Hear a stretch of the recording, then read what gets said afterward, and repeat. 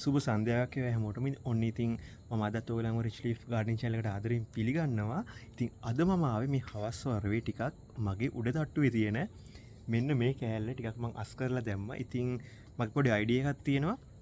මම මෙන්න මේ උඩ කෑල්ල සෑහෙන්න ඒ කියන්නේ ස්ලැබ් එකක් තියෙන්නේ. සෑහෙන අවු ප්‍රමාණයක් වටිනවා හැමදාම. ඉතින් මගේ පොඩි අයිඩියා එකක් තියෙනවා. මම මෙතන අරලිය උයනක් හදන්න යනවා. එක එක જાති අරලිය ගෙනල්ලා ජපන් අරලිය සහ සාමාන්‍ය අරලිය සාමාන්‍ය ලොකුවට හැදෙන අරලියයි ජපන් අරලියයි. ඉතින් ජපන් අරලිය නම් විශාල ප්‍රමාණයක් මං ගාව තියෙනවා. මෙන්න මේ වගේ ජපන් අරලිය මම ඔයගලන්ට පෙන්නන්නම්. ඉතින් මෙන්න මේ විදිහට තමයි මං ගාව දැනට තියෙන ජපන් අරලිය තියෙන්නේ. මෙන්න මේ පාටින් තියෙනවා. මේක නම් සෑහෙන ලස්සනයි. මේකේ රතු පාට ඉරක් යනවා. මේ සුදු පාට මල් වටේ අනික් එක තද රතු පාටින් තියෙනවා. මෙතනත් තද රතු පාට. මේකත් තද රතු පාට වුණාට පොඩ්ඩක් මේ මල් වලට වඩා වෙනස්.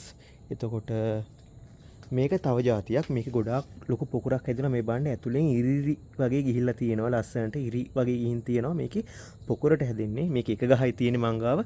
හරිම අමාරුවෙන් මේක හදාගත්ත. ඉතින් බලමු මේකෙත් ඇට આવොත් කරල් આવොත් මට මේකේ පැල හදා ගන්න පුළුවන්. දැනට මේකේ නම් කරල් එනවා. මෙන්න මේ පැලේ මෙන්න මේ මල තියෙන පැලේ මේ කරල් ඇවිල්ලා තියෙනවා. මම මේකේ පැල හදන්න බලන්න. ඉතින් මේ විදිහට තමයි දැනට අරලිය මංගාව තියෙන්නේ. ආයේ මෙතන තියෙනවා අරලිය ගහක්. මේක සාමාන්‍ය අරලිය. සාමාන්‍ය අරලිය වුණාට මේක හැදෙන්නේ කහ පාට අරලිය එකක්. සාමාන්‍යයෙන් පොකුරට රවුමට බෝලයක් වගේ හැදෙනවා. මේක මම දියත උයනෙන් තමයි මේක මං ගෙනාවේ. මේ අරලිය එක නම් හොයාගන්න නෑ ඇත්තටම. ලංකාවේ එහෙම මම දැකලා නෑ කොහෙවත්. බෝලෙට හැදෙනවා. ඒකෙම පැලයක් තමයි මෙතන මං අත්තක් තමයි හිටවලා තියෙන්නේ. මේක මං පල්ලෙයා හදලා තිබ්බ ගහම කැපුවා. ඉතින් ඒකේ අතු දෙකක් වෙලාවට මම හිටව ගත්තා. මේ රතුයි රතු පාට ඩොට් වගේ සමහරක් වෙලාවට එනවා. මේකේ හැදෙන කහ පාට මල් පොකුරේ බෝලෙට ලස්සනට හැදෙනවා. ඉතින් මම මෙන්න මෙතන තමයි සාමාන්‍යයෙන් දැන් අරලිය හිටවන්නේ කියලා හිතන් ඉන්නේ. ඒ කියන්නේ ගොඩාක් අවුවට රොතු දෙන ශාක. මේ කොමාරිකත් මෙතන හදලා තියෙනවා.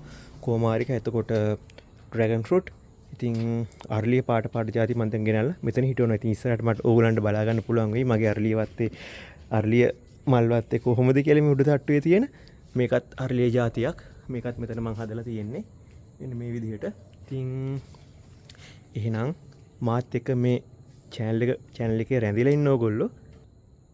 මොකද මම ඉස්සරහටත් මේ වගේ ලස්සන වීඩියෝස් ගේනවා. ඉතින් අරලිය උයන හරියටම හදලා ඉවරනාට පස්සේ මම ඔයගලන්ට පෙන්නන්නම් කොහොමද අරලිය කියලා මං ගාව තියෙන අරලිය ಜಾති මොනවද කියලා. ඔයගලන්ට උමනා වුණොත් මට පැල හදලා දෙන්නත් පුළුවන්.